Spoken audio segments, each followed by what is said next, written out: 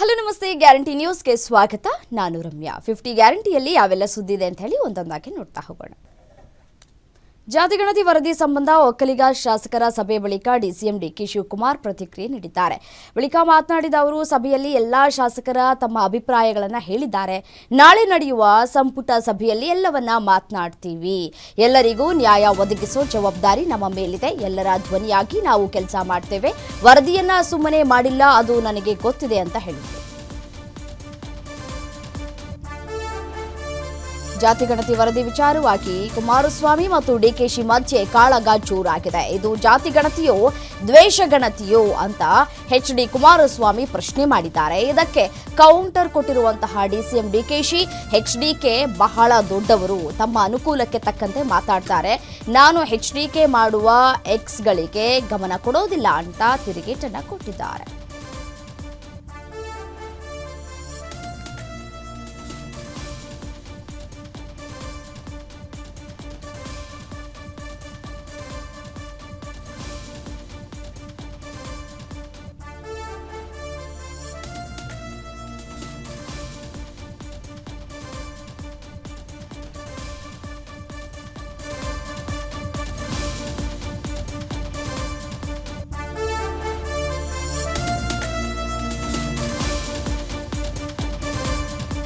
ಜಾತಿಗಣತಿ ಬಗ್ಗೆ ಸಂಪುಟ ಅಧಿವೇಶನ ಜನರ ಮಧ್ಯೆ ಸುದೀರ್ಘ ಚರ್ಚೆಯಾಗಬೇಕಿದೆ ಅಂತ ಬೆಳಗಾವಿಯಲ್ಲಿ ಸಚಿವ ಸತೀಶ್ ಜಾರಕಿಹೊಳಿ ಹೇಳಿಕೆ ಕೊಟ್ಟಿದ್ದಾರೆ. ಜಾತಿಗಣತಿಯ ಆತಂಕ, ಸಮಸ್ಯೆ ಬಗ್ಗೆ ಬಹಿರಂಗ ಚರ್ಚೆ ಆಗಬೇಕು. ಇದಕ್ಕಾಗಿ ವಿಶೇಷ ಅಧಿವೇಶನ ಕರೆಯಬೇಕು. ಎಲ್ಲರನ್ನ ವಿಶ್ವಾಸಕ್ಕೆ ತೆಗೆದುಕೊಂಡು ಜಾತಿಗಣತಿ ಜಾರಿ ಮಾಡ್ತೇವೆ ಅಂತ.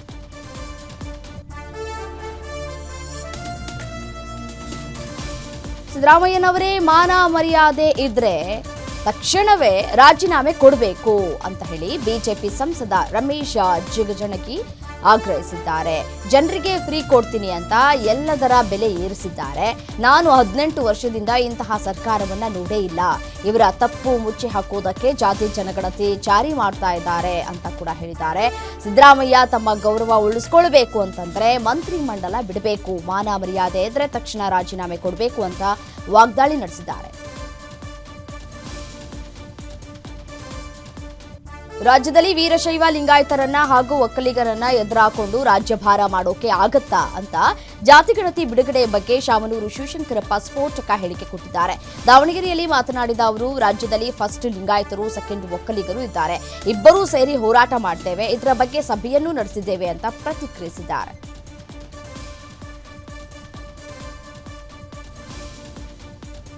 ಜಾತಿಗಣತಿ ಬಗ್ಗೆ ಅಖಿಲ ಭಾರತ ವೀರಶೈವ ಲಿಂಗಾಯತ ಮಹಾಸಭೆಯ ರಾಜ್ಯಾಧ್ಯಕ್ಷ ಶಂಕರ್ ಬಿದರಿ ಹೇಳಿಕೆ ಕೊಟ್ಟಿದ್ದಾರೆ. ಲಿಂಗಾಯತರನ್ನ ಹಿಂದುಳಿದ ವರ್ಗಕ್ಕೆ ಸೇರಿಸಿದ್ದಾರೆ. ಲಿಂಗಾಯತರನ್ನ ಬೇರ್ಪಡಿಸಿ 6.6ರಷ್ಟು ಜನಸಂಖ್ಯೆಯನ್ನ ಕಡಿಮೆ ಮಾಡಿದ್ದಾರೆ. ಇದು ಲಿಂಗಾಯತರಿಗೆ ಮಾತ್ರ ಅಲ್ಲ, ಎಲ್ಲಾ ಜಾತಿ ಪಂಗಡದವರಿಗೂ ಕೂಡ ತೊಂದರೆ ಆಗತ್ತೆ. ದತ್ತಾಂಶಗಳು ಬಂದ ಮೇಲೆ ಎಲ್ರಿಗೂ ಗೊತ್ತಾಗಲಿದೆ ಅಂತ ಹೇಳಿದ್ದಾರೆ.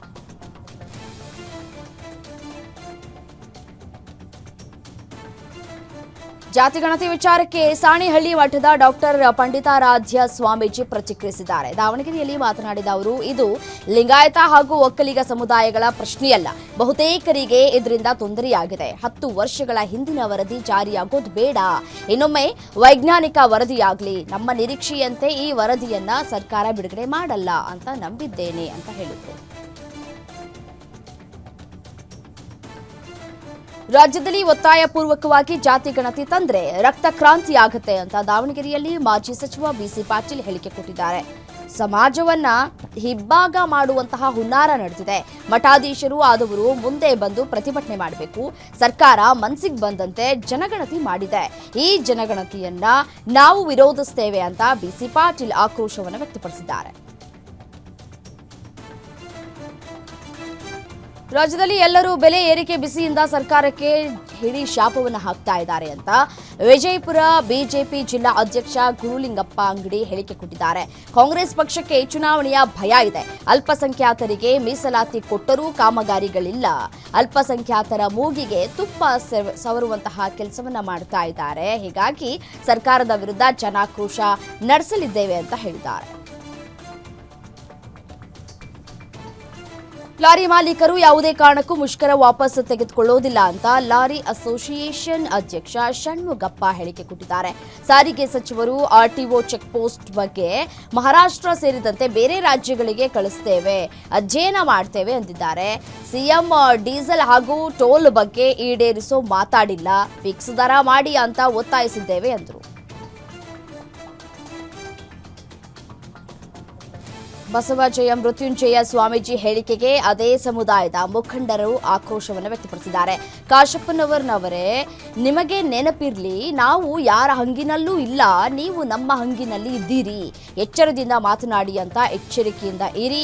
5 ಲಕ್ಷ ಜನರನ್ನ ಸೇರಿಸಿ ಬೆಳಗಾವಿಯಲ್ಲಿ ಸಮಾವೇಶ ಮಾಡಿದಾಗ ಕಾಶಪ್ಪನವರ ಬಂದಿರಲಿಲ್ಲ. ಅವರು ಟ್ರಸ್ಟ್ ಮೂಲಕ ಶ್ರೀಗಳನ್ನ ಹಿಡಿತದಲ್ಲಿ ಇಟ್ಕೊಳ್ಳುವ ಪ್ರಯತ್ನವನ್ನ ಮಾಡಲಾಗ್ತಾ ಇದೆ ಅಂತ ಹೇಳಿದ್ದಾರೆ.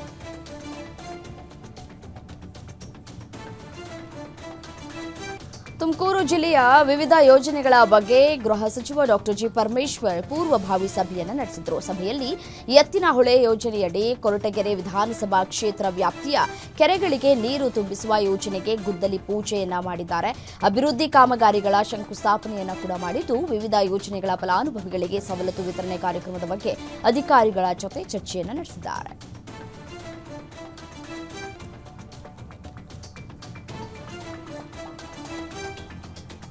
ಹುಬ್ಬಳ್ಳಿಯ ಅಶೋಕನಗರ ಠಾಣಾ ವ್ಯಾಪ್ತಿಯಲ್ಲಿ ನಡೆದ ಮಗುವಿನ ಹತ್ಯೆ ಆರೋಪಿಗೆ ಪೊಲೀಸರಿಂದ ಎನ್ಕೌಂಟರ್ ಬಗ್ಗೆ ಕಮಿಷನರ್ ಎನ್ ಶಶಿಕುಮಾರ್ ಪ್ರತಿಕ್ರಿಯೆ ಕೊಟ್ಟಿದ್ದಾರೆ. ಆರೋಪಿ ತಪ್ಪಿಸಿಕೊಳ್ಳುವ ವೇಳೆ ಗುಂಡು ತಗುಲಿ ಆಸ್ಪತ್ರೆಯಲ್ಲಿ ಸಾವನ್ನಪ್ಪಿದ್ದಾನೆ. ಇಂತಹ ಪ್ರಕರಣದಲ್ಲಿ ಏನೆಲ್ಲ ಕ್ರಮ ಕೈಗೊಳ್ಳಬೇಕು ಅಂತ ಸುಪ್ರೀಂ ಕೋರ್ಟ್ ಸೂಚನೆ ಇದೆ, ಅದರಂತೆ ನಡೆದಿದೆ.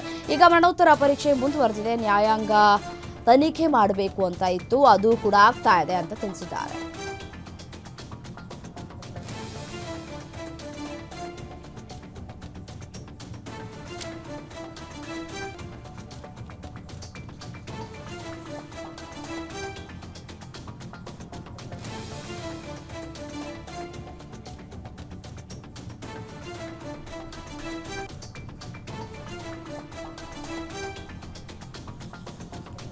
ಹಿಂದೂ ಕಾರ್ಯಕರ್ತ ಪ್ರವೀಣ್ ನೆಟ್ಟಾರು ಹತ್ಯೆ ಪ್ರಕರಣಕ್ಕೆ ಸಂಬಂಧಪಟ್ಟಂತೆ ಎನ್ಐಎ ಇನ್ನೂ 4 ಜನರ ವಿರುದ್ಧ ಚಾರ್ಜ್ ಶೀಟ್ ಸಲ್ಲಿಕೆ ಮಾಡಿದೆ. ಅಬ್ದುಲ್ ರೆಹಮಾನ್, ನೌಷದ್, ಅಬ್ದುಲ್ ನಾಸೀರ್, ಅತೀಕ್ ಅಹ್ಮದ್ ವಿರುದ್ಧ ಎನ್ಐಎ ವಿಶೇಷ ನ್ಯಾಯಾಲಯಕ್ಕೆ ಚಾರ್ಜ್ ಶೀಟ್ ಸಲ್ಲಿಕೆ ಮಾಡಿದೆ. ಕಳೆದ ಜನವರಿಯಲ್ಲಿ ಅರೆಸ್ಟ್ ಆಗಿದ್ದ ಅತೀಕ್ ಅಹ್ಮದ್ 4 ಪೈಕಿ 3 ಪಿಎಫ್ಐ ಸಂಘಟನೆಗೆ ಸೇರಿದ್ದವರು. ಪ್ರವೀಣ್ ಹತ್ಯೆ ಕೇಸ್ನಲ್ಲಿ ಆರೋಪಿಗಳ ಸಂಖ್ಯೆ ಇದೀಗ 27ಕ್ಕೆ ಏರಿಕೆಯಾಗಿದೆ. ಬೆಂಗಳೂರಿನ ದಾಸನಪುರದ ಬೈಯಂಡಳ್ಳಿ ಸರ್ಕಲ್ನಲ್ಲಿ ನಡೆದ ಹಿಟ್ ಅಂಡ್ ರನ್ಗೆ ಆಸ್ಪತ್ರೆ ಸೇರಿದ ಬಾಲಕ ಈಗ ಸಾವು ಬದುಕಿನ ಮಧ್ಯೆ ಹೋರಾಟವನ್ನು ನಡೆಸ್ತಾ ಇದ್ದಾನೆ. 9 ವರ್ಷದ ಕರಣ್-ವೀರ್ ಐಸಿಯುನಲ್ಲಿ ಚಿಕಿತ್ಸೆಯನ್ನು ಪಡಿತಾ ಇದ್ದಾನೆ. ಬಾಲಕನಿಗೆ ಡಿಕ್ಕಿ ಹೊಡೆದು ಗೂಡ್ಸ್ ಗಾಡಿ ಚಾಲಕ ಪರಾರಿಯಾಗಿದ್ದಾನೆ. ಬಾಲಕನಿಗೆ ಡಿಕ್ಕಿ ಹೊಡೆದ ದೃಶ್ಯ ಸಿಸಿಟಿವಿಯಲ್ಲಿ ಸೆರೆಯಾಗಿದ್ದು, ಮಾದನಾಯಕನಹಳ್ಳಿ ಪೊಲೀಸ್ ಠಾಣೆಯಲ್ಲಿ ಪ್ರಕರಣ ದಾಖಲಾಗಿದೆ. ಕ್ಷುಲ್ಲಕ ಕಾರಣಕ್ಕೆ ತುಂಬು ಗರ್ಭಿಣಿ ಮೇಲೆ ಹಲ್ಲೆ ನಡೆಸಿದ ಅಮಾನವೀಯ ಘಟನೆ ನಡೆದಿದೆ. ಬೆಂಗಳೂರಿನ ಸರ್ಜಾಪುರ ಪೊಲೀಸ್ ಠಾಣಾ ವ್ಯಾಪ್ತಿಯಲ್ಲಾಗಿರುವಂಥದ್ದು. ರುಕ್ಮಿಣಿ ಹೊಟ್ಟೆಗೆ ಪೆಟ್ಟು ಬಿದ್ದ ಪರಿಣಾಮ ತಾಯಿ ಮಗು ಜೀವಕ್ಕೆ ಅಪಾಯ ಬಂದಿದೆ. ಚಿಕ್ಕನೇಕುಂದಿ ಗ್ರಾಮದಲ್ಲಿ ಜಮೀನು ಸರ್ವೆಗೆ ಸಹಿ ಹಾಕದೇ ಇದ್ದಿದ್ದಕ್ಕೆ ಕುತ್ತಿಗೆ ಹಿಸುಕಿ ಹೊಟ್ಟೆಗೆ ಹಲ್ಲೆ ಮಾಡಿದ ಆರೋಪ ಕೇಳಿಬರ್ತಾ ಇದೆ. ಘಟನೆಗೆ ಸಂಬಂಧಪಟ್ಟಂತೆ ಸರ್ಜಾಪುರ ಪೊಲೀಸ್ ಠಾಣೆಯಲ್ಲಿ ಪ್ರಕರಣ ದಾಖಲಾಗಿದೆ.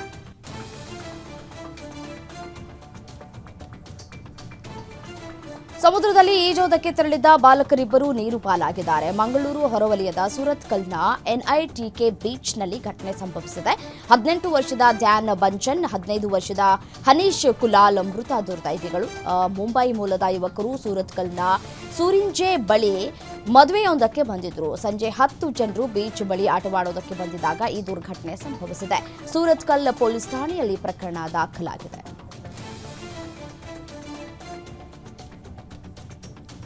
ಕೃಷಿ ಹೊಂಡಕ್ಕೆ ಕಾಲು ಜಾರಿ ಬಿದ್ದು ಬಾಲಕಿ ಸಾವನ್ನಪ್ಪಿರುವಂತಹ ಘಟನೆ ಚಿತ್ರದುರ್ಗದ ಹೊಳಲ್ಕೆರೆ ತಾಲೂಕಿನ ಬಿ ದುರ್ಗಾ ಗ್ರಾಮದಲ್ಲಿ ನಡೆದಿದೆ. 9 ವರ್ಷದ ಬಾಲಕಿ ಮೈನಾ ಮೃತ ದುರ್ದೈವಿ. ಸದಾಶಿವಪ್ಪ ಅವರ ತೋಟದಲ್ಲಿ ಘಟನೆ ಸಂಭವಿಸಿದ್ದು, ಸ್ಥಳಕ್ಕೆ ಚಿಕ್ಕಜಾಜೂರು ಪೊಲೀಸರು ಭೇಟಿ ನೀಡಿ ಪರಿಶೀಲನೆ ನಡೆಸಿದ್ದಾರೆ.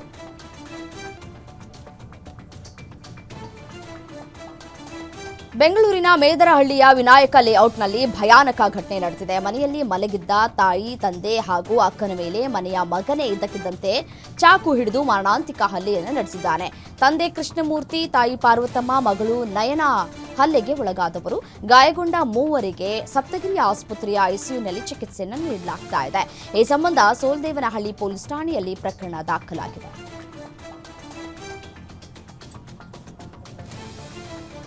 ಕೆಲ ದಿನಗಳ ಹಿಂದೆ ಸುದರ್ಶನ್ ಸಿಲ್ಕ್ ಸಿಬ್ಬಂದಿ ಮೇಲೆ ಹಲ್ಲೆ ಮಾಡಿ ಜೆಸಿಬಿ ಗ್ಲಾಸ್ ಒಡೆಸಿದ್ದವರ ಮೇಲೆ ಈಗ ಎಫ್ಐಆರ್ ದಾಖಲಾಗಿದೆ. ಹುಬ್ಬಳ್ಳಿಯ ದಾಜಿಬಾನ್ ಪೇಟೆಯಲ್ಲಿ ಕಟ್ಟಡ ತೆರವು ಕಾರ್ಯಾಚರಣೆ ಸಂದರ್ಭದಲ್ಲಿ ನಡೆದಿದ್ದಂತಹ ಗಲಾಟೆಯ ಅಸಲಿಯತ್ತು ಈಗ ಬಯಲಾಗ್ತಾ ಇದೆ.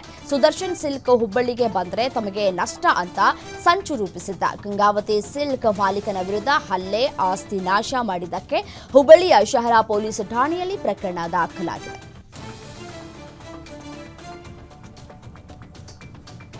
ಬೀದರ್ ನಗರದಲ್ಲಿ ಜಡ್ಜ್ ಮನೆಯಲ್ಲಿ ಕಳ್ಳತನ ಮಾಡಿದ್ದ ಮೂವರನ್ನ ಹೆಡೆಮುರಿ ಕಟ್ಟುವಲ್ಲಿ ಬೀದರ್ ಪೊಲೀಸರು ಯಶಸ್ವಿಯಾಗಿದ್ದಾರೆ. ಏಪ್ರಿಲ್ 1ರಂದು 2ನೇ ಹೆಚ್ಚುವರಿ ಸಿವಿಲ್ ನ್ಯಾಯಾಧೀಶರಾದ ಎಂಡಿ ಸೈಜ್ ಚೌತಾಹಿ ಎಂಬುವವರ ಮನೆಯಲ್ಲಿ ಕಳ್ಳತನ ನಡೆಸಿದ್ದ 4 ಜನರ ಪೈಕಿ 3ರನ್ನ ಬಂಧಿಸಿ 1.77 ಲಕ್ಷ ಮೌಲ್ಯದ ಸ್ವತ್ತನ್ನ ವಶಕ್ಕೆ ಪಡೆದಿದ್ದಾರೆ. 3 ಮಹಾರಾಷ್ಟ್ರ ಮೂಲದವರಿದ್ದು ಇನ್ನೋರ್ವ ಮಧ್ಯಪ್ರದೇಶದವನು. ಆತನನ್ನು ಕೂಡ ಸದ್ಯದಲ್ಲೇ ಬಂಧಿಸ್ತೀವಿ ಅಂತ ಎಸ್ಪಿ ಪ್ರದೀಪ್ ಗುಂಟಿ ಹೇಳಿಕೆ ನೀಡಿದ್ದಾರೆ.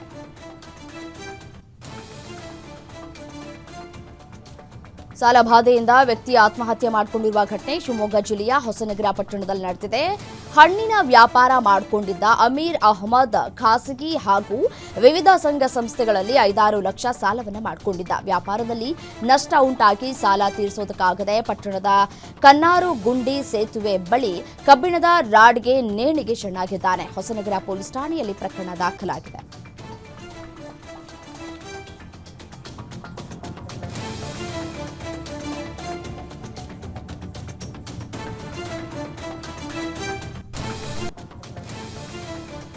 ಬೆಂಗಳೂರಿನಲ್ಲಿ ಮತ್ತೊಂದು ನೈತಿಕ ಪೊಲೀಸ್ಗಿರಿ ಪ್ರಕರಣ ಬೆಳಕಿಗೆ ಬಂದಿದೆ. ಪಾರ್ಕ್ನಲ್ಲಿ ಕುಳಿತಿದ್ದ ಮುಸ್ಲಿಂ ಯುವತಿ ಹಿಂದೂ ಯುವಕನನ್ನ ಮುಸ್ಲಿಂ ಯುವಕರು ಬುರ್ಕಾ ಬಿಚ್ಚು ನಿನ್ನ ಹೆಸರೇನು ಅಂತ ಹೆದರಿಸಿದ್ದಾರೆ. ಅಲ್ಲದೆ ಇದನ್ನ ರೆಕಾರ್ಡ್ ಮಾಡಿದ್ದು ಈ ವಿಡಿಯೋ ಇದೀಗ ಸಾಮಾಜಿಕ ಮಾಧ್ಯಮದಲ್ಲಿ ವೈರಲ್ ಆಗಿದೆ. ಸದ್ಯ ನೈತಿಕ ಪೊಲೀಸ್ ಗಿರಿಯ ವಿಡಿಯೋವನ್ನ ಪೊಲೀಸರು ಪರಿಶೀಲನೆ ನಡೆಸ್ತಾ ಇದ್ದಾರೆ.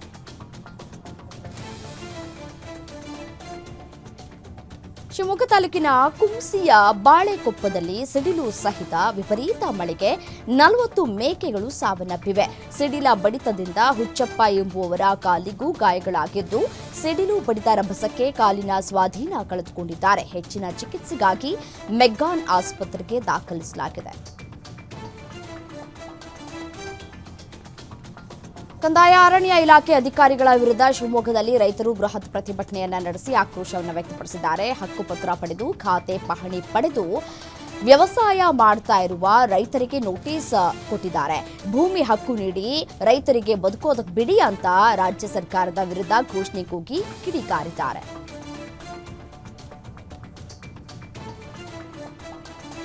ಫಸಲ ಬಿಮಾ ಯೋಜನೆ ಹಣ ಬಾರದ ಹಿನ್ನೆಲೆ ವಿಜಯಪುರ ಡಿಸಿ ಕಚೇರಿ ಎದುರು ಮುಳವಾಡ ಗ್ರಾಮದ ರೈತರು ಪ್ರತಿಭಟನೆ ನಡೆಸಿದ್ದಾರೆ. ಕರ್ನಾಟಕ ರಾಜ್ಯ ರೈತ ಸಂಘ ಮತ್ತು ಹಸಿರು ಸೇನೆ ರೈತರು ರಾಜ್ಯ ಮತ್ತು ಕೇಂದ್ರ ಸರ್ಕಾರದ ವಿರುದ್ಧ ಆಕ್ರೋಶವನ್ನು ವ್ಯಕ್ತಪಡಿಸಿದ್ದಾರೆ. ಜಮೀನುಗಳಲ್ಲಿ ಸರ್ವೆ ಮಾಡಿ ಸತ್ತವರ ಹೆಸರಿನಲ್ಲಿಯೂ ಬೆಳೆ ವಿಮೆ ಪಡೆಯಲಾಗಿದೆ. ನಕಲಿ ಖಾತೆ ಸೃಷ್ಟಿಸಿ ರೈತರ ಹಣ ಕೊಳ್ಳೆ ಹೊಡೆಯಲಾಗಿದೆ. ಅಸಲಿ ಫಲಾನುಭವಿಗಳಿಗೆ ಹಣ ಸಿಗಬೇಕು. ಕೂಡಲೇ ಪಿಡಿಒ, ತಲಾಠಿ ಮತ್ತು ಕೃಷಿ ಇಲಾಖೆಯ ಅಧಿಕಾರಿ ಅಮಾನತು ಆಗಬೇಕು ಅಂತ ಹೇಳಿ ಆಗ್ರಹಿಸ್ತಾ ಇದ್ದಾರೆ. ಎಲ್ಲ ಜಾತಿ ಜನಾಂಗದವರಿಗೂ ಕರಗ ಹೊರೋದಕ್ಕೆ ಬಿಡಬಾರದು ಅಂತ ತಿಗಳ ಸಮುದಾಯದವರು ಕೋಲಾರದ ಡಿಸಿ ಕಚೇರಿ ಎದುರು ಪ್ರತಿಭಟನೆಯನ್ನು ನಡೆಸಿದ್ದಾರೆ. ಕರಗ ಮನರಂಜನೆಗಾಗಿ ಅಲ್ಲ, ಅದು ಸಂಪ್ರದಾಯ. ಕರಗ ಹೊರುವುದು ವಹಿನಿ ಕುಲ ಮಾತ್ರ. ಈಗ ಎಲ್ಲ ಜಾತಿ ಜನಾಂಗದವರು ಕರಗ ಹೊರುವ ಪದ್ಧತಿ ಶುರುವಾಗ್ಬಿಟ್ಟಿದೆ. ನಮಗೆ ಮಾತ್ರ ಆಚರಿಸಲು ಅವಕಾಶ ಮಾಡಿಕೊಡಿ ಎಂಬ ಬೇಡಿಕೆ ಇಟ್ಟು ಜಿಲ್ಲಾಧಿಕಾರಿಗಳಿಗೆ ಮನವಿಯನ್ನ ಸಲ್ಲಿಸಿದ್ದಾರೆ.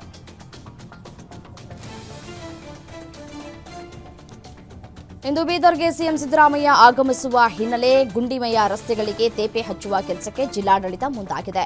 ಜಿಲ್ಲಾ ನೆಹರು ಕ್ರೀಡಾಂಗಣದಲ್ಲಿ ಇಂದು ಸಿಎಂ ವೇದಿಕೆ ಕಾರ್ಯಕ್ರಮವಿದ್ದು, ಇಷ್ಟು ದಿನ ಚರಂಡಿ ಸ್ವಚ್ಛಗೊಳಿಸುವಂತೆ ಸಾರ್ವಜನಿಕರು ಎಷ್ಟೇ ಮನವಿ ಮಾಡಿದ್ರು ಅಧಿಕಾರಿಗಳು ಕ್ರಮಕ್ಕೆ ಮುಂದಾಗಿರಲಿಲ್ಲ. ಈಗ ಸಿಎಂ ಅದೇ ಮಾರ್ಗದಲ್ಲಿ ಬರುವ ಕಾರಣ ಚರಂಡಿಯನ್ನೇ ಮುಚ್ಚಿ ಗುಂಡಿಗಳಿಗೆ ಡಾಂಬರ್ ಹಾಕ್ತಾ ಇದ್ದಾರೆ.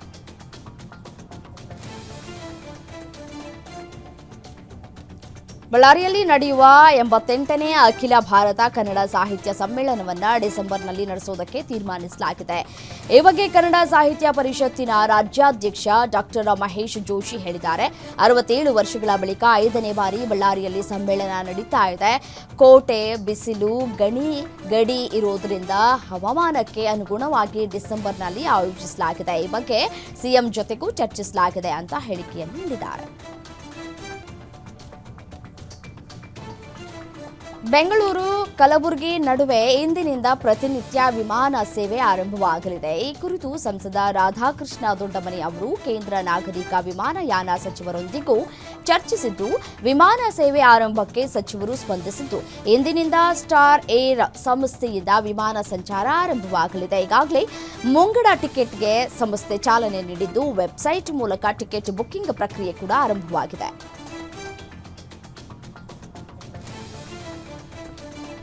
ತಡರಾತ್ರಿ ಬೆಂಗಳೂರಿನಲ್ಲಿ ಧಾರಾಕಾರ ಮಳೆಯಾಗಿದೆ. ಮಳೆಗೆ ಭಾರೀ ಅವಾಂತರವೇ ಸೃಷ್ಟಿಯಾಗಿದೆ. ಭಾರೀ ಮಳೆಗೆ ರಸ್ತೆಗಳಲ್ಲಿ ನೀರು ನಿಂತಿದ್ದು, ವಾಹನ ಸವಾರರು ಪರದಾಟವನ್ನು ನಡೆಸಿದ್ದಾರೆ. ಇನ್ನು Malleshwaram, Yeshwanthpur, Lalbagh, KR market, Majestic, Chickpet, Hebbal ಸೇರಿ ಹಲವು ಕಡೆ ಧಾರಾಕಾರ ಮಳೆಯಾಗಿದೆ.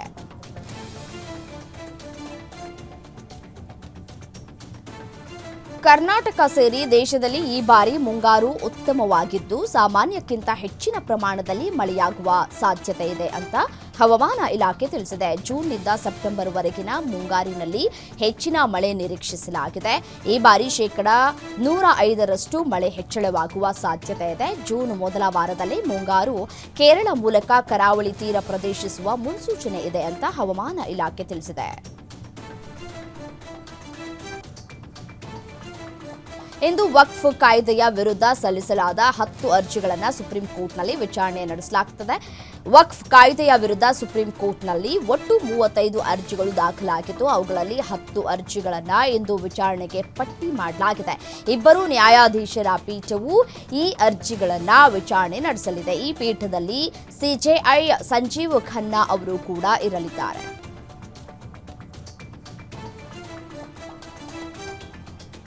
ನ್ಯಾಷನಲ್ ಹೆರಾಲ್ಡ್ ಪ್ರಕರಣ ಸಂಬಂಧ ರಾಹುಲ್ ಗಾಂಧಿ, ಸೋನಿಯಾ ಗಾಂಧಿಗೆ ಸಂಕಷ್ಟ ಎದುರಾಗಿದೆ. ಅಕ್ರಮ ಹಣ ವರ್ಗಾವಣೆ ಪ್ರಕರಣದಲ್ಲಿ ರಾಹುಲ್ ಗಾಂಧಿ, ಸೋನಿಯಾ ಗಾಂಧಿ ಮತ್ತು ಸ್ಯಾಮ್ ಪಿತ್ರೋಡಾ ವಿರುದ್ಧ ಜಾರಿ ನಿರ್ದೇಶನಾಲಯ ದೆಹಲಿಯ ರೋಸ್ ಅವೆನ್ಯೂ ಕೋರ್ಟ್ಗೆ ಚಾರ್ಜ್ ಶೀಟ್ ಸಲ್ಲಿಸಿದೆ. ಇನ್ನು ಚಾರ್ಜ್ ಶೀಟ್ನಲ್ಲಿ 2,000 ಕೋಟಿ ಮೌಲ್ಯದ ಎಜೆಎಲ್ ಆಸ್ತಿಗಳನ್ನು ಕೇವಲ 50 ಲಕ್ಷ ರೂಪಾಯಿಗಳಿಗೆ ಸ್ವಾಧೀನಪಡಿಸಿಕೊಂಡಿದ್ದಾರೆ ಅಂತ ಇಡಿ ಆರೋಪಿಸಿದೆ.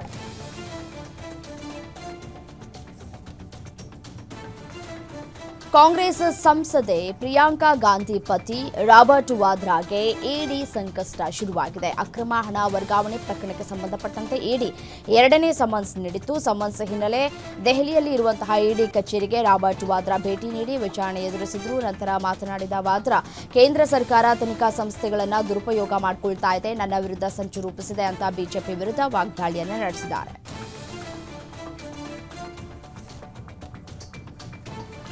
ಅಯೋಧ್ಯೆಯಲ್ಲಿ ಇರುವಂತಹ ರಾಮ ಮಂದಿರಕ್ಕೆ ಬಾಂಬ್ ಬೆದರಿಕೆ ಬಂದಿದ್ದು, ದೇವಾಲಯದ ಆವರಣದಲ್ಲಿ ಗದ್ದಲ ಉಂಟಾಗಿದೆ. ರಾಮ ಜನ್ಮಭೂಮಿ ಟ್ರಸ್ಟ್ನ ಮೇಲ್ಗೆ ಬಾಂಬ್ ಬೆದರಿಕೆ ಪತ್ರ ಬಂದಿದೆ. ವಿಷಯ ಗೊತ್ತಾಗ್ತಾ ಇದ್ದಂತೆ ದೇವಾಲಯಕ್ಕೆ ಪೊಲೀಸರು ಬಿಗಿ ಬಂದೋಬಸ್ತ್ ಅನ್ನು ವಹಿಸಿದ್ದಾರೆ.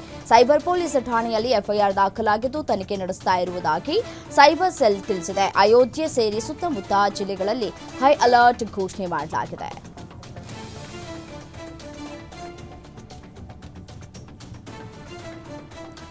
ವಕ್ಫ್ ತಿದ್ದುಪಡಿ ಕಾಯ್ದೆ ಮುಸ್ಲಿಂ ವಿರೋಧಿಯಲ್ಲ ಅಂತ ಕೇಂದ್ರ ಕಾನೂನು ಸಚಿವ ಕಿರಣ್ ರಿಜಿಜು ಹೇಳಿದ್ದಾರೆ.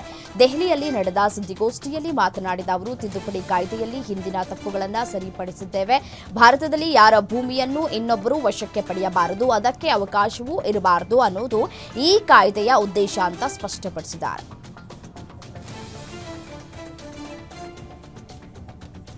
ಕೇಂದ್ರ ಸರ್ಕಾರ ಮತ್ತು ತಮಿಳುನಾಡು ಸರ್ಕಾರದ ಮಧ್ಯೆ ಜಟಾಪಟಿ ಮುಂದುವರೆದಿದೆ. ಕೇಂದ್ರದ ಜೊತೆಗಿನ ಸ್ವಾಯತ್ತತೆಯನ್ನ ಪರಿಶೀಲಿಸುವುದಕ್ಕೆ ತಮಿಳುನಾಡು ಸಿಎಂ ಎಂಕೆ ಸ್ಟಾಲಿನ್ ಉನ್ನತ ಮಟ್ಟದ ಸಮಿತಿಯನ್ನ ರಚಿಸಿದ್ದಾರೆ. ತಮಿಳುನಾಡು ವಿಧಾನಸಭೆಯಲ್ಲಿ ಮಾತನಾಡ್ತಾ ಇದ್ದ ಸ್ಟಾಲಿನ್, ಒಕ್ಕೂಟ ವ್ಯವಸ್ಥೆಯಲ್ಲಿ ನಾವಿದ್ದರೂ ಕೂಡ ಕೇಂದ್ರ ಸರ್ಕಾರ ರಾಜ್ಯಗಳ ಅಧಿಕಾರವನ್ನ ಕಸಿದುಕೊಳ್ಳುವುದಕ್ಕೆ ಪ್ರಯತ್ನಿಸ್ತಾ ಇದೆ. ಇದು ಇತ್ತೀಚಿನ ದಿನಗಳಲ್ಲಿ ಹದ್ದು ಮೀರ್ತಾ ಇದೆ. ಇದಕ್ಕೂ ಕಡಿವಾಣ ಹಾಕಬೇಕಿದೆ ಅಂತ ಗುಡುಗಿದ್ದಾರೆ.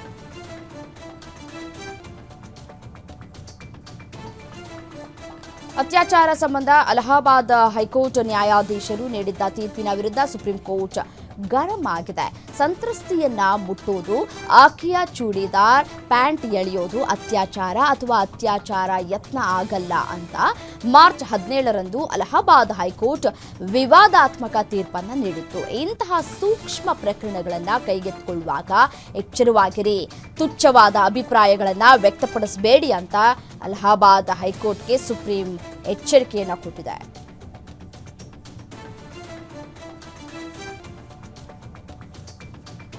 ಅಯೋಧ್ಯೆಯ ರಾಮ ಮಂದಿರದಲ್ಲಿ ಪ್ರತಿಷ್ಠಾಪನೆ ಮಾಡಲಾಗಿರುವ ರಾಮಲಲ್ಲಾನ ವಿಗ್ರಹವನ್ನ ಕೆತ್ತನೆ ಮಾಡಿದ್ದ ಮೈಸೂರು ಮೂಲದ ಅರುಣ್ ಯೋಗಿರಾಜ್ ಅವರಿಗೆ ಇದೀಗ ಗೌರವ ಡಾಕ್ಟರೇಟ್ ಲಭಿಸಿದೆ. ಮಥುರಾ ಸಂಸ್ಕೃತಿ ಯೂನಿವರ್ಸಿಟಿಯಿಂದ ಗೌರವ ಡಾಕ್ಟರೇಟ್ ನೀಡಲಾಗಿದೆ.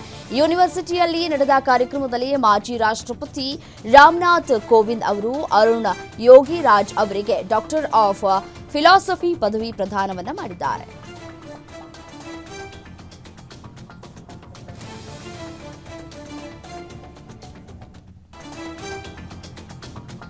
ಜಗತ್ತಿನ ಅತಿ ಎತ್ತರದ ರೈಲ್ವೆ ಸೇತುವೆ ಯುಎಸ್ಬಿಆರ್ಎಲ್ ರೈಲು ಮಾರ್ಗ ಲೋಕಾರ್ಪಣೆಗೆ ಸಿದ್ಧವಾಗಿದೆ. ಇದೇ ಏಪ್ರಿಲ್ 19ರಂದು ಪ್ರಧಾನಿ ನರೇಂದ್ರ ಮೋದಿ ಉದ್ಘಾಟನೆ ಮಾಡಲಿದ್ದಾರೆ. ಅಲ್ಲದೆ ಕಾತ್ರಾದಿಂದ ಕಾಶ್ಮೀರದವರೆಗೆ ಇದೇ ರೈಲಿನಲ್ಲಿ ಪ್ರಯಾಣವನ್ನ ಮಾಡಲಿದ್ದಾರೆ ಅಂತ ಹೇಳಲಾಗ್ತಾ ಇದೆ. ಇದು ಜಮ್ಮು ಕಾಶ್ಮೀರಕ್ಕೆ ಸಿಕ್ಕ ಮೊದಲ ವಂದೇ ಭಾರತ್ ರೈಲಾಗಿದೆ.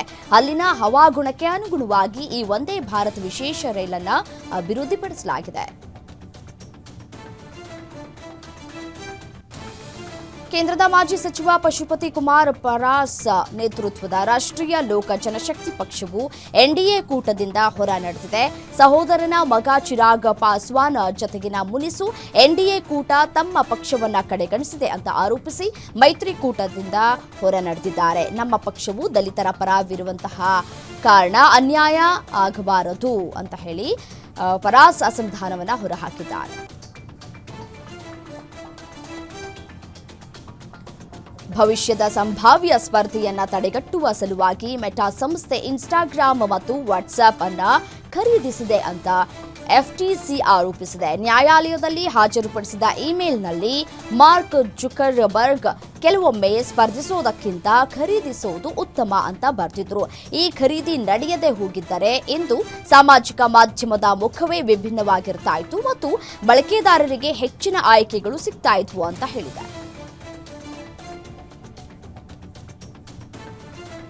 ಸುಡಾನ್ನಲ್ಲಿ ಇತ್ತೀಚೆಗೆ ಅರೆ ಸೈನಿಕ ಆರ್ಎಸ್ಎಫ್ ನಡೆಸಿದ ಗುಂಡಿನ ದಾಳಿಯಲ್ಲಿ ಸಾವನ್ನಪ್ಪಿದವರ ಸಂಖ್ಯೆ 300 ಮೀರಿದೆ ಅಂತ ಯುಎನ್ ಹ್ಯುಮ್ಯಾನಿಟಿ ಏಜೆನ್ಸಿ ತಿಳಿಸಿದೆ. ಮೃತಪಟ್ಟವರಲ್ಲಿ 23 ಮಕ್ಕಳು, 10 ಮಂದಿ ಸಿಬ್ಬಂದಿಯೂ ಸೇರಿದ್ದಾರೆ ಅಂತ ಹೇಳಲಾಗ್ತಾ ಇದೆ. ವಿಶ್ವಸಂಸ್ಥೆಯ ಮುಖ್ಯಸ್ಥ ಗುಟೆರೆಸ್ ಈ ದಾಳಿಯನ್ನ ಖಂಡಿಸಿದ ಅವರು ದ್ವೇಷ ಭಾವನೆ ಬಿಟ್ಟು ಜನರಿಗೆ ರಕ್ಷಣೆ ಒದಗಿಸಬೇಕು ಅಂತ ಹೇಳಿ ಕರೆಯನ್ನ ಕೊಟ್ಟಿದ್ದಾರೆ.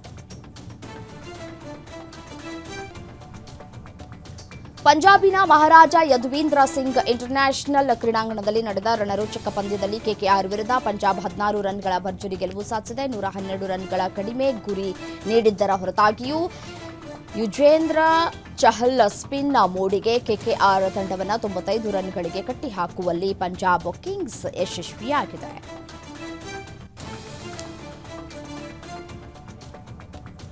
ಕ್ರಿಕೆಟಿಗ ರೋಹಿತ್ ಶರ್ಮಾಗೆ ಮುಂಬೈ ಕ್ರಿಕೆಟ್ ಅಸೋಸಿಯೇಷನ್ ಅಪರೂಪದ ಗೌರವವನ್ನು ನೀಡಿದೆ. ನಿನ್ನೆ ನಡೆದ ವಾರ್ಷಿಕ ಸಮ್ಮೇಳನದಲ್ಲಿ ಕ್ರೀಡಾಂಗಣದಲ್ಲಿರುವ ಸ್ಟ್ಯಾಂಡ್ಗೆ ಅವರ ಹೆಸರಿಡುವುದಕ್ಕೆ ನಿರ್ಧರಿಸಲಾಗಿದೆ. ಇದರೊಂದಿಗೆ ಟೀಂ ಇಂಡಿಯಾದ ಮಾಜಿ ನಾಯಕ ಅಜಿತ್ ವಾಡೇಕರ್, ಮಾಜಿ ಎಂಸಿಎ ಅಧ್ಯಕ್ಷ ಶರದ್ ಪವಾರ್ ಅವರಿಗೆ ಸ್ಟ್ಯಾಂಡ್ಗಳನ್ನು ಅರ್ಪಿಸುವುದಕ್ಕೆ ನಿರ್ಧರಿಸಲಾಗಿದೆ. ರೋಹಿತ್ ಭಾರತ ತಂಡದ ನಾಯಕನಾಗಿ ಟಿ20 ವಿಶ್ವಕಪ್ ಚಾಂಪಿಯನ್ ಟ್ರೋಫಿಯನ್ನು ತಂದುಕೊಟ್ಟಿದ್ದಾರೆ.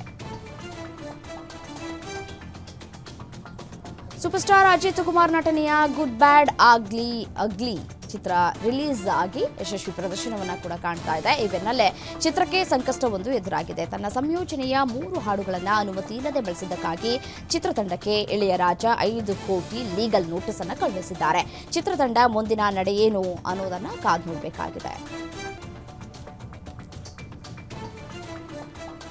ನಟಿ ಶಿವಣ್ಣ ಪುತ್ರಿ ನಿವೇದಿತಾ ಅವರ ಚೊಚ್ಚಲ ನಿರ್ಮಾಣದ ಫೈರ್ ಸ್ಟೈನ್ನ ಚಿತ್ರದಲ್ಲಿ ಶಿವಣ್ಣ ವಿಶೇಷ ಪಾತ್ರದಲ್ಲಿ ಕಾಣಿಸಿಕೊಳ್ಳಲಿದ್ದಾರೆ ಅಂತ ಈ ಹಿಂದೆ ವರದಿಯಾಗಿತ್ತು. ಚಿತ್ರದ ಟ್ರೇಲರ್ ಈಗಾಗಲೇ ರಿಲೀಸ್ ಆಗಿತ್ತು. ಕೊನೆಯಲ್ಲಿ ಶಿವಣ್ಣ ಅವರ ಅನಿರೀಕ್ಷಿತ ಅತಿಥಿ ಪಾತ್ರವು ನಿಜವಾಗಿಯೂ ಕುತೂಹಲವನ್ನು ಹುಟ್ಟುಹಾಕ್ತಾ ಇದೆ.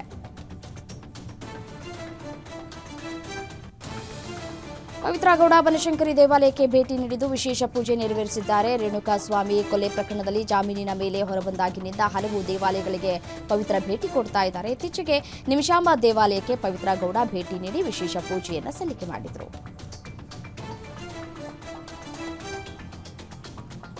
ಅಗ್ನಿಸಾಕ್ಷಿ ಬಿಗ್ ಬಾಸ್ ಖ್ಯಾತಿಯ ವೈಷ್ಣವಿ ಗೌಡ ಅಭಿಮಾನಿಗಳಿಗೆ ಸಿಹಿ ಸುದ್ದಿಯನ್ನು ಕೊಟ್ಟಿದ್ದಾರೆ. ಸದ್ದಿಲ್ಲದೆ ಏರ್ಫೋರ್ಸ್ನಲ್ಲಿ ಕೆಲಸ ಮಾಡ್ತಾ ಇರುವ ಅನುಕೂಲ್ ಮಿಶ್ರಾ ಜೊತೆ ಎಂಗೇಜ್ಮೆಂಟ್ ಮಾಡಿಕೊಂಡಿದ್ದಾರೆ. ಇನ್ನು ಸೋಷಿಯಲ್ ಮೀಡಿಯಾದಲ್ಲಿ ಅವನದ್ದು ಆಕಾಶ ಸೇವೆ, ನನ್ನದು ಸ್ಕ್ರಿಪ್ಟ್ ಹಾಗೂ ವೇದಿಕೆ, ವಿಧಿ ಒಂದು ಸುಂದರ ಲವ್ ಸ್ಟೋರಿ ಹೆಣೆದಿದೆ ಅಂತ ಬರೆದುಕೊಂಡಿದ್ದಾರೆ.